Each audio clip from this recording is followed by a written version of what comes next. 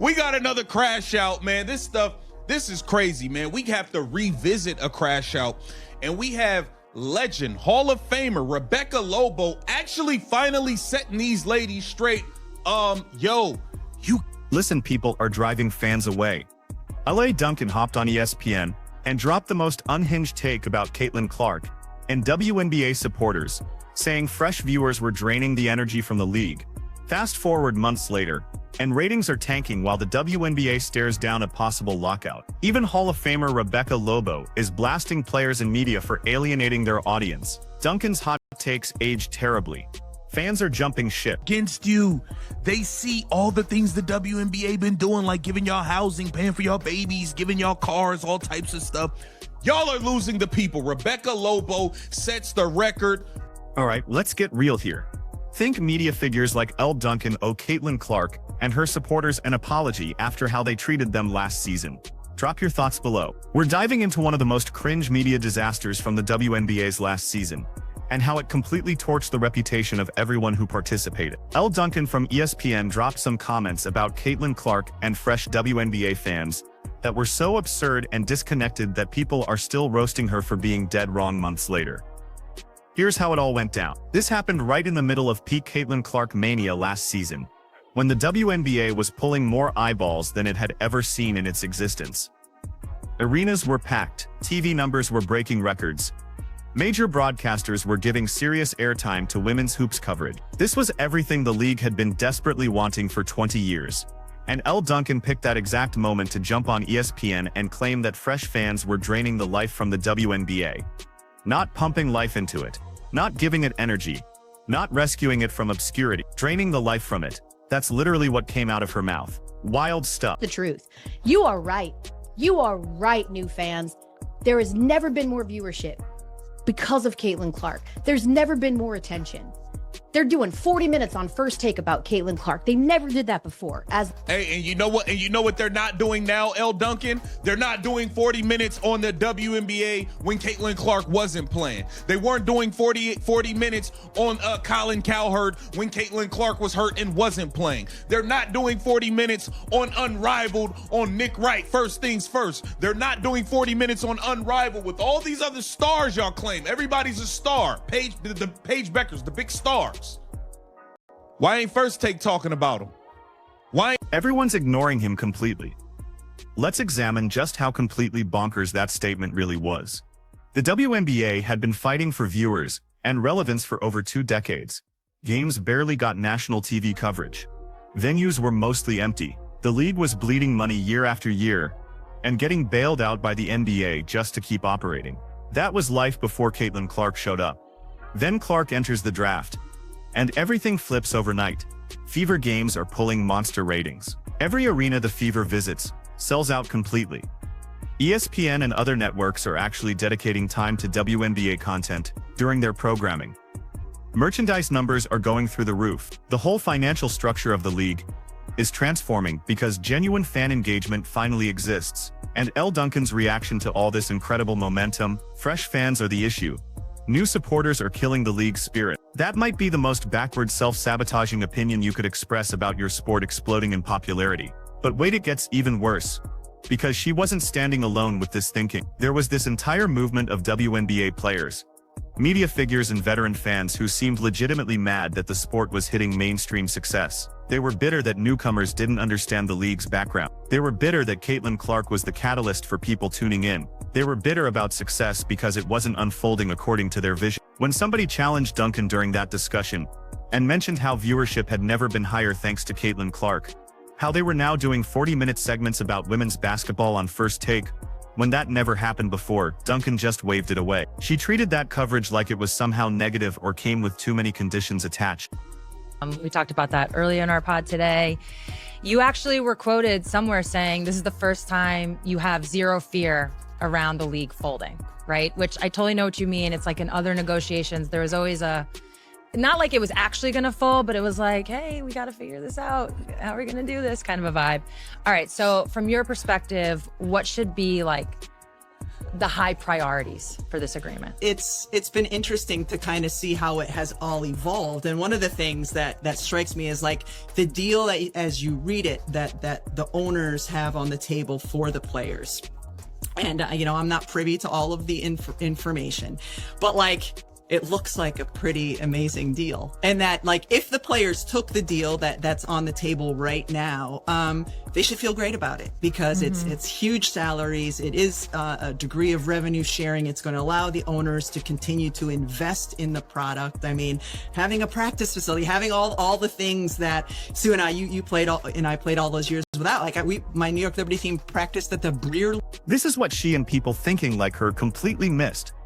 Sports media focuses on content that audiences actually consume. First Take wasn't running 40-minute WNBA segments before Caitlin Clark because viewers weren't tuning into WNBA games. That's not discrimination.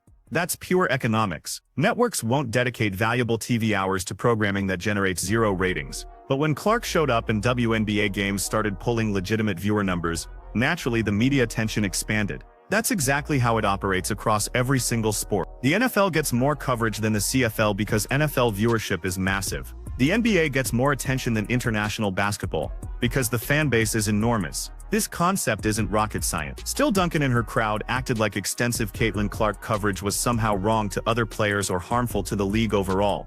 They wanted the spotlight and media attention without accepting that it existed. Because of one particular player's magnetic appeal. They wanted popularity's benefits, while rejecting what created that popularity. Her claims about existing storylines in the WNBA before Clark are especially disconnected from reality. Duncan insisted there were compelling narratives, there was excitement, there were discussions about competition and court action. But here's what actually happened.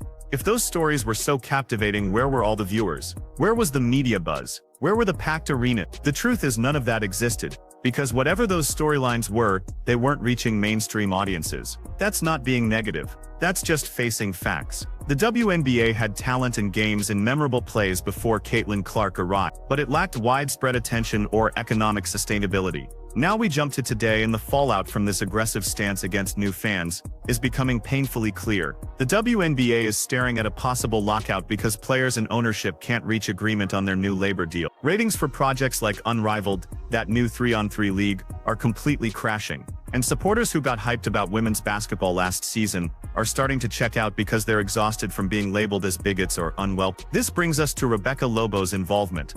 Her recent statements are absolutely crushing for everyone who spent last season going after Caitlin Clark and her fan base. Lobo brings Hall of Fame credentials and genuine respect within women's basketball circle. Even she's now warning that players need to watch what they're saying because they're bleeding public goodwill. Lobo explained that the current proposal from ownership is actually pretty impressive. Max salaries exceeding $1 million, average pay around $500,000, revenue sharing agreements, investment in better facilities and infrastructure. Looking at it objectively, that represents major improvement from past contracts and demonstrates real financial progress for the league. But rather than recognizing that advancement, certain players labeled the offer insulting. They used aggressive, confrontational language that immediately pushed away fans who were attempting to show support. Lobo directly criticized that communication approach, emphasizing that players need more thoughtfulness in how they express themselves during negotiation. I mean, this is crazy, man. The WNBA players are single-handedly turning each and every fan. They're just pushing fans away. They're just pushing fans away. There's no... She's completely correct about this. When you're earning hundreds of thousands or more than $1 million playing sports, and you call that proposal insulting, you're going to upset regular working people earning typical salaries. You're going to destroy the public backing that's been essential to the league's recent success. Lobo also brought up how players wore those "pay us what you owe us" shirts during the All-Star game, and initially received huge fan backing. The crowd was completely supportive at first, but then the actual All-Star performance was a complete mess. The quality on court was embarrassing, and immediately that public enthusiasm started falling apart because fans realized they were being asked to support players who wouldn't even try hard during their biggest showcase moments. Then you had what happened with Commissioner Kathy Engelberg, where she got booed for a solid minute in Las Vegas, before Aja Wilson even made her controversial statements about prejudice. Fans were already turning against league leadership because of how they'd been disrespected and dismissed throughout the season. Lobo's point that public opinion has flipped from supporting players to backing owners is really telling. Typically during labor fights, fans side with players against wealthy owners, But here, so many supporters have been insulted, ignored, called prejudiced, and told they're not wanted, that they're actually rooting for management instead. That shows just how badly the players and their media allies have botched this whole situation. There has never been more viewership because of Caitlin Clark. There's never been more attention. They're doing 40 minutes on First Take about Caitlin Clark. They never did that before. Hey, and you know what? And you know what they're not doing now, Elle Duncan? They're not doing 40 minutes on the WNBA when Caitlin Clark wasn't playing. They weren't doing 40 minutes on Colin Cowherd when Caitlin Clark was hurt and wasn't playing. They're not doing 40 minutes on Unrivaled on Nick Wright. First things first. They're not doing 40 minutes on Unrivaled with all these other stars y'all claim. Everybody's a star. The Paige Beckers, the big stars. Why ain't First Take talking about them? Why ain't nobody talking about them? And everything connects back to the mindset Elle Duncan revealed in that segment. This notion that fresh fans were problematic, instead of the answer everyone needed. The bitterness toward Caitlin Clark for being the reason the league finally got mainstream attention. The hostility toward people who simply wanted to enjoy quality basketball and support women's athletics. Consider how many supporters got excited about the WNBA last season because of Caitlin Clark's impact. They purchased tickets, streamed games, bought team gear and merchandise. They were prepared to become dedicated long-term league supporters. Instead of embracing them, they got called bigots. They got told they only supported Clark because of her race. They got told their backing was superficial and meaningless. Who wants to stay involved after that treatment? Why would anyone keep supporting a league where players and media openly hate having you as a fan? You wouldn't. Which explains why viewership is dropping and public opinion has shifted so drastically. The Unrivaled situation demonstrates this perfectly. The league was marketed as this amazing showcase featuring WNBA stars during the off-season. But the ratings have been absolutely pathetic. Games on TNT and True TV are pulling something like 32,000 viewers during certain time slots. That's humiliating for nationally broadcast content. And why are ratings this terrible? Because Caitlin Clark isn't participating, and the fans who discovered women's basketball through her have zero interest in watching Unrivaled. The other stars that media personalities like Duncan claimed were equally important and equally worthy of coverage can't attract audiences without Clark's involvement.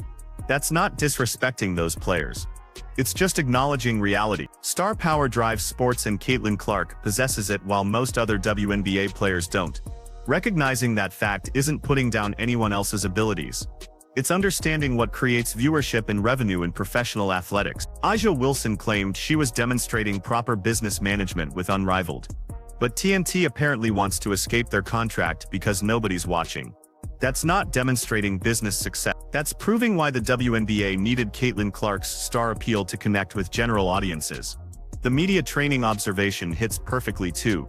These players keep appearing on camera saying things that hurt their own cause. They don't grasp how to interact with fans or media in ways that create support instead of destroying it. And now the results are becoming undeniable. Lobo talked about playing in facilities that were basically middle school quality when she was with the Liberty. That's the perspective current players seem to be missing. The league has advanced tremendously in terms of venues, compensation, and investment level, but instead of appreciating that growth and pushing for continued improvement, some players act like they're being mistreated when they're receiving support that earlier generations couldn't have imagined. When supporters learned about all the benefits WNBA players receive, including housing assistance, childcare support, travel arrangements, and other perks, it shifted the conversation. People understood these players are actually being treated quite well considering the league's actual income, and that made the "pay us what you owe us" messaging seem less convincing. The details emerging during labor negotiations have genuinely turned people away from supporting the players' position. When you discover that ownership is proposing million-dollar maximum contracts and substantial revenue sharing for a league that still operates at a loss, it becomes difficult to sympathize with players calling that insulting. Elle Duncan's statements perfectly represented the attitude that's now damaging the WNBA. The resentment toward fresh fans, the hostility toward Caitlin Clark, the refusal to accept why the league was finally growing. All of that has completely backfired on everyone involved. The most frustrating part is this disaster was completely preventable. If players and media had simply welcomed new supporters, celebrated Caitlin Clark's influence, and worked to build on last season's energy, the WNBA would be in an amazing spot right now. Instead, they're looking at a potential lockout with shrinking public support because they sabotaged themselves. So Elle Duncan claimed new fans were draining life from the WNBA, and now the league is struggling to survive because those fans got driven away. Rebecca Lobo is frantically trying to fix things by demanding better communication, but the harm is already done. If you're sick of media garbage, smash that like button and subscribe for more truth-telling.